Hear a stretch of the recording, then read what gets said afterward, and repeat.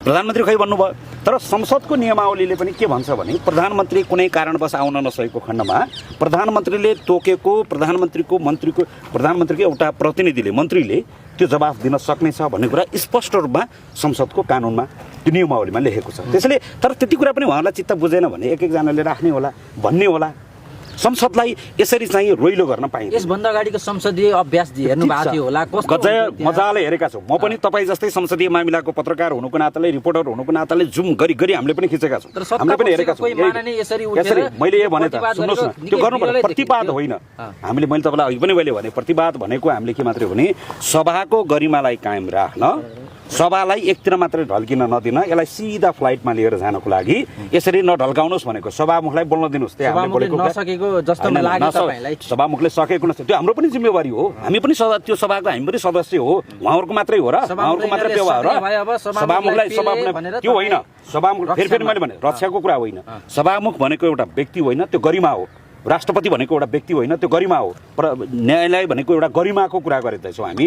व्यक्तिगत रूपमा त्यहाँ कसले जित्ने कसले हार्ने भनेर रिङको लडाइँ हो र यो। त्यसैले गर्दा मेरो कुरा टुङ्गाउँदै गर्दा तपाईँले स्पष्ट भन्नुपर्ने कुरा के हो भने संसदको गरिमालाई त्यो मर्यादालाई जोगाइराख्नको लागि हामी सबै बसेर संसदीय नियमावली बनाएका छौँ। हिजो कङ्ग्रेस र एमाले बहुमतमा भएकै बेलाको नियमावलीमा अहिले यो सदन चलेको छ। आफूलाई अनुकूल भएको बेलामा चाहिँ त्यो शब्द लेख्ने, आफू अनुकूलको व्याख्या गर्ने, त्यो अहिलेको सदन 2079 को प्रतिनिधि सभा नियमावली त्यो कङ्ग्रेस र एमालेहरूले बहुमतमा भएको बेला बनाएको थियो। जति बेला रासोपा 21 सिटमा थियो, उहाँहरूले नै बनाएको नियमावलीमा अहिले यो चाहिँ चलिरहेको छ। संशोधनको प्रस्ताव चाहिँ मस्यौदामाथि छलफल भइरहेको छ। त्यसैले चाहिँ के हो भने आफैले बनाएको नियम आफू अनुकूल हुँदा आफू अनुकूलको व्याख्या गर्ने, आफू अनुकूल नहुना बित्तिकै यो रोइलो गर्ने काम चाहिँ राम्रो होइन मात्रै भनेको हामीले। प्रधानमन्त्री आउनुपर्छ कि पर्दैन? अब हामीले के भन्यौँ त? आउनु हुँदैन भन्यौँ हामीले। आउनुपर्छ, जवाब दिनुपर्छ। ठिक छ, मैले फेरि पनि भने त हामीले बोलाउने भन्ने भन्दा पनि प्रधानमन्त्री पनि यस सदनको एउटा सदस्य हुनुहुन्छ।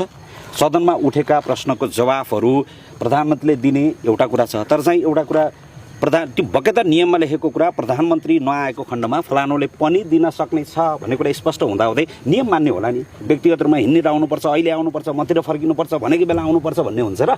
त्यसैले हामीले मात्रै के हो भने सभाको मर्यादालाई कायम राख्न सबै सचेत बनाऊ। धन्यवाद। हस्।